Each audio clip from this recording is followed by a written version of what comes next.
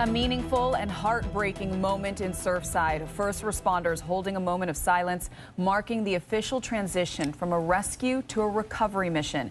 They searched through the rubble for nearly 2 weeks, hoping to find survivors. But after pulling dozens of victims from the rubble, the tough call was made. 7's Elitza Bezios is live in Surfside with more. Elitza?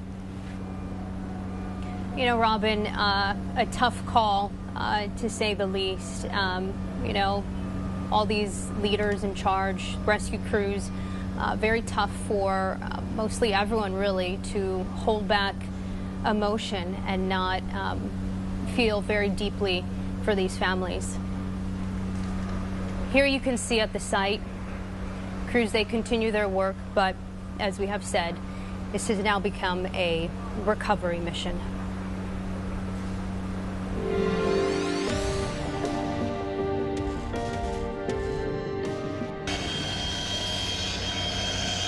On day 15 of search efforts, the mission in Surfside, now one of search and recovery. Crews seen early Thursday morning looking for the bodies of those who remain missing. A powerful moment on Wednesday at the site of the catastrophic collapse.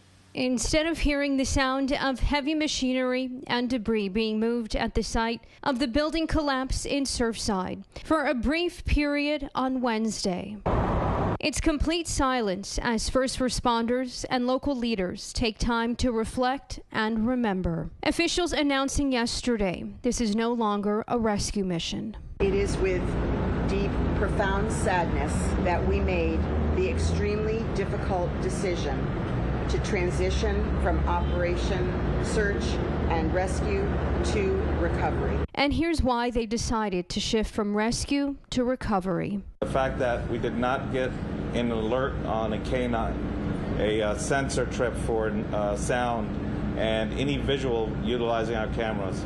The last known alert that we received was the initial hours the day of the collapse. Our hearts still hoped to find survivors, but our experience and expertise indicated that was no longer possible. And now, exactly 2 weeks after the collapse, victims' families are coming to terms with their loss. I have my mother and my grandmother. Pablo Rodriguez says they were 64-year-old Elena Chavez Blasser and 88-year-old Elena Chavez. Disbelief, shock, heartache. They were full of life. They loved their family. They loved to travel. They loved the beach. Wednesday night, Miami-Dade police announcing another one lost identified. 71-year-old Elaine Leah Sabino. And Nicole and Roslyn Manashevov, also lost, got married a few weeks ago. Melina Padilla talking with 7 News about her friends. She wanted her dream wedding, and I'm just happy that she got to have her dream wedding that she always wanted. Rescue workers and first responders walking over to the growing memorial nearby the collapse site yesterday, honoring the victims. We all come here as a community to support each other. This is a moment that we have to pay respect to the people that, unfortunately, we can say that passed away. 86 is the number of people who are potentially still missing. You can see these rescuers, they continue to tirelessly work to try and bring some closure to these families of the missing. At 10 o'clock this morning, we will be getting an update from leaders, and we will bring that to you. For now, we are live in Surfside. Elitza Bezios, Today in Florida.